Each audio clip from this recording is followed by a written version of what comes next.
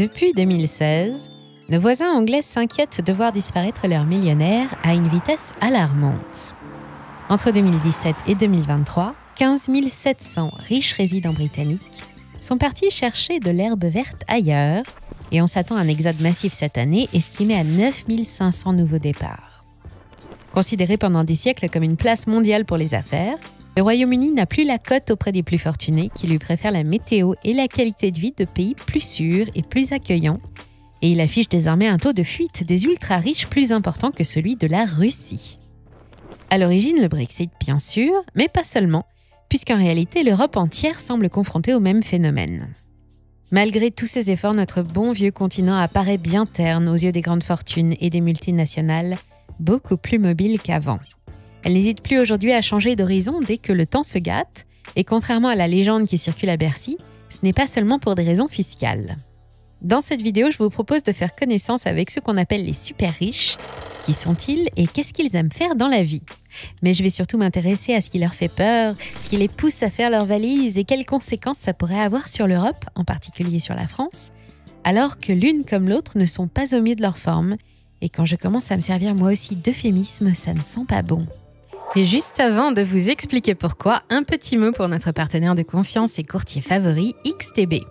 Pourquoi le recommandons-nous?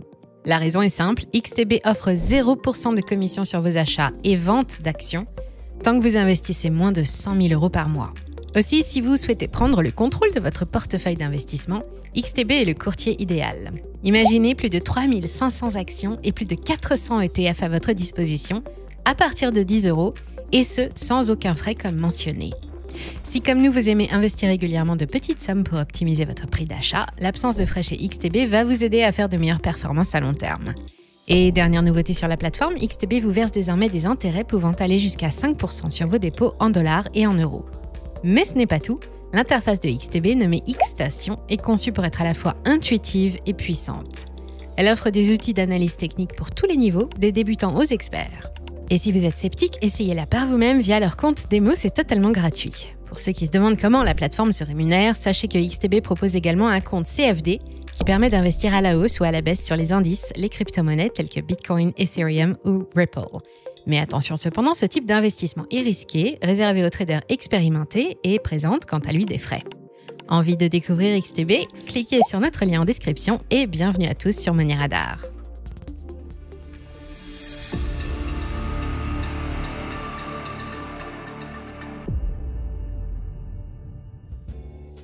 Dans l'écosystème économique, une sous-espèce se développe très vite depuis l'aube du 3e millénaire et se répand rapidement sur toute la planète. Non, ce n'est pas le frelon asiatique. Jusqu'à maintenant, elle s'était surtout installée en Amérique du Nord et en Europe, mais elle a rapidement gagné l'Asie, dont les scores au recensement se rapprochent chaque année un peu plus de ceux du vieux continent. Je parle des riches. Ces hommes, ces femmes et ces familles, depuis les clans qui disposent d'un patrimoine supérieur à 1 million de $, jusqu'à notre multimilliardaire international à nous, Bernard Arnault, qui lui collectionne les milliards. Ils aspirent à vivre une vie d'aventure et de luxe, de rencontres et de moments privilégiés dans les endroits les plus confortables, les plus beaux et les plus sûrs du monde. On ne peut pas vraiment leur jeter la pierre. Enfin, en tout cas, pas pour ça. Mais il y a bien d'autres raisons qui poussent les êtres normaux à les regarder d'un air critique et à éprouver pas mal de ressentiment. Par exemple, pour tout le bruit qu'elle fait, même si l'espèce est rare. Selon le magazine Forbes, le monde compte 2 781 milliardaires en 2024 qui détiennent l'équivalent de 14 500 milliards de dollars, le PIB de la France, de l'Inde, de l'Allemagne et du Royaume-Uni réunis. On dénombre aussi 59,4 millions de millionnaires, dont 243 000 assis sur au moins 50 millions de dollars. Ensemble, ils représentent 0,75% de la population mondiale, c'est peu à première vue, et ceux qui étaient déjà très riches l'année dernière le sont encore plus cette année. Par exemple, en dépit de la situation économique et géopolitique mondiale, la planète a gagné 141 super riches de plus en 2023, à la tête d'un patrimoine qui augmente chaque année en moyenne de 4 à 9%. À eux tout seuls, ces 0,75% de la population qui ne se refusent jamais rien ont généré autant d'émissions de gaz polluants ou à effet de serre que les 5 milliards d'êtres humains les plus pauvres. Entre les jets privés pour parcourir 200 km, pour se rendre à Davos ou pour aller chasser les Big Five en Afrique, les super yachts qui mouillent au large de Monaco pour le Grand Prix ou de Cannes pendant le festival, les voitures de rêve et leurs gros V12 qui émettent 3 fois plus de GES que ma Twingo, la gabegie du tourisme spatial, on se demande si les riches du monde ont bien intégré l'urgence climatique. Sans compter la surconsommation d'eau, avec des terrains de golf toujours plus verts et les piscines toujours remplies, d'énergie, engloutie par de multiples propriétés toujours prêtes à les accueillir à n'importe quel moment, et de biens manufacturés, avec en tête de liste la mode et les produits de luxe. Enfin, personne ne voit d'un très bon œil leur influence sur les classes dirigeantes et encore moins toutes les ficelles qu'ils manipulent pour échapper à l'impôt, pendant qu'une personne sur deux sur cette planète vit avec moins de 2 500 $ par an, soit 6,85 $ par jour. Mais alors, avec autant de défauts, pourquoi les gouvernements les courtisent-ils autant ? Un peu partout, les riches sont chouchoutés et c'est particulièrement visible en France depuis l'élection d'Emmanuel Macron, mais c'est un phénomène général. Pourtant, leur rôle dans l'économie est un sujet complexe et controversé. Alors, à quoi sert un riche ? D'abord, toute personne riche est un investisseur potentiel. Son argent bien investi soutient les grands projets d'entreprise, la recherche ou le développement de technologies émergentes.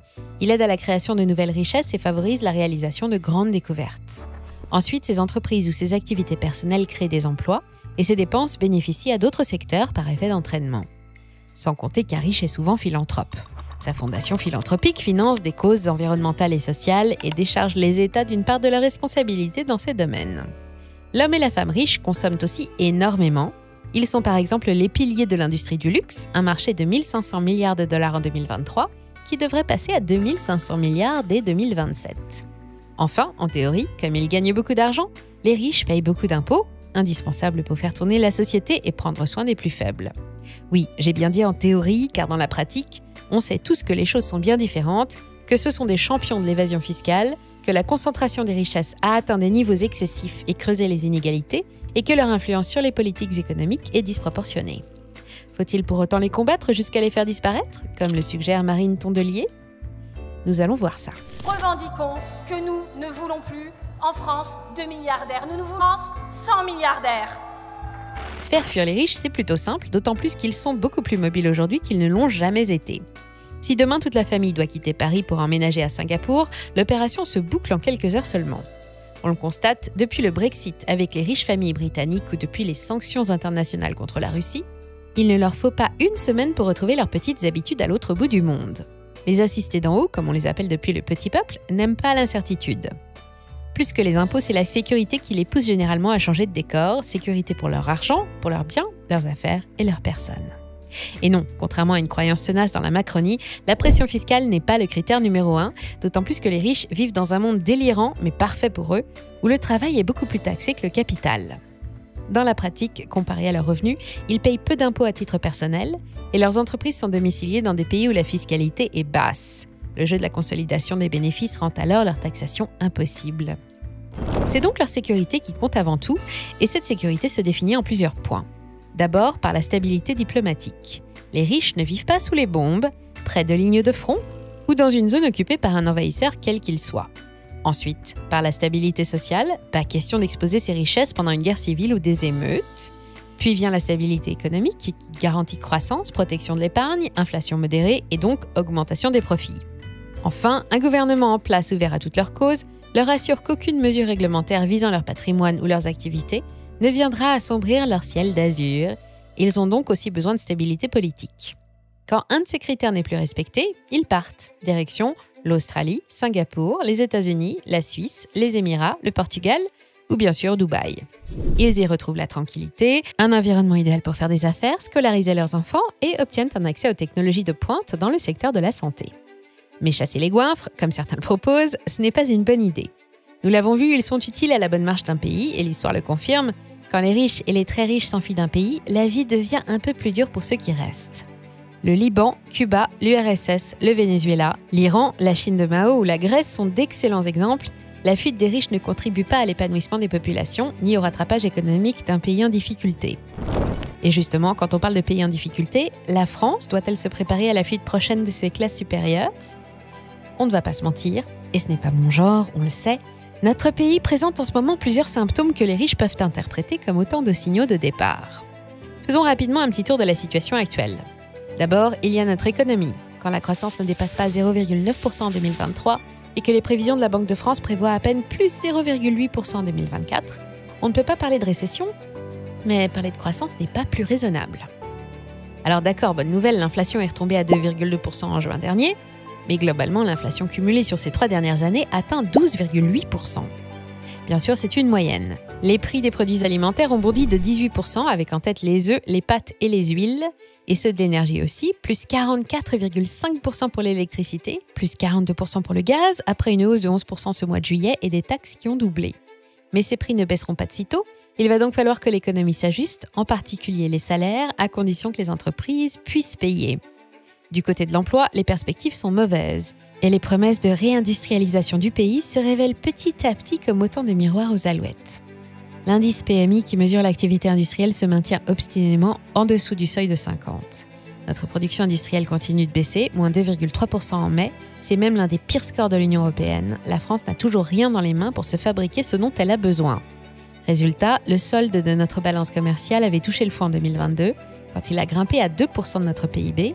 Mais malgré une amélioration avec la normalisation des échanges post-pandémie, la tendance haussière entamée en 2003 se poursuit inexorablement. Pas évident dans ces conditions de croire en un redressement rapide et durable. Ensuite, il y a la situation financière, avec des comptes publics ravagés par l'argent magique. Au 30 mars, la dette publique atteint 3 159,7 milliards d'euros, sans compter les 3 500 milliards d'euros d'engagement hors bilan. C'est 58,3 milliards de plus depuis le 1er janvier et c'est aussi 1000 milliards de plus depuis 2017.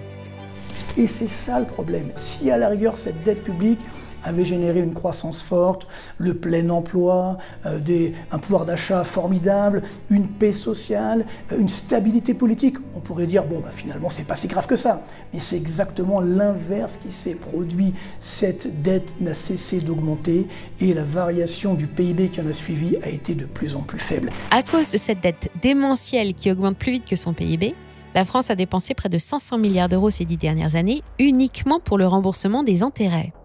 Cette fois, il faudra les sortir dans les 5 prochaines années.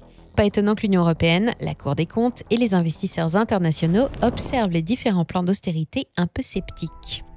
Actuellement, l'État français emprunte plus cher que son voisin allemand et c'est inédit. Aux mêmes conditions que le Portugal. Et il ne suffit que d'un analyste de chez Moody's mal luné pour que ce taux augmente encore et que la situation ne bascule dans le chaos. Enfin, la situation politique actuelle et l'absence de majorité absolue au sein de notre gouvernement achève de noircir le portrait d'une France qui n'a plus rien à voir avec ce qu'elle était il y a encore 20 ans. Quels que soient les bords de la future équipe dirigeante de notre pays, encore inconnue au moment où je vous prépare ces lignes, quel suspense, les projets portés par les uns ne correspondent pas à ceux portés par les autres et il faudrait d'extraordinaires alliances pour obtenir 289 députés capables de faire passer une loi.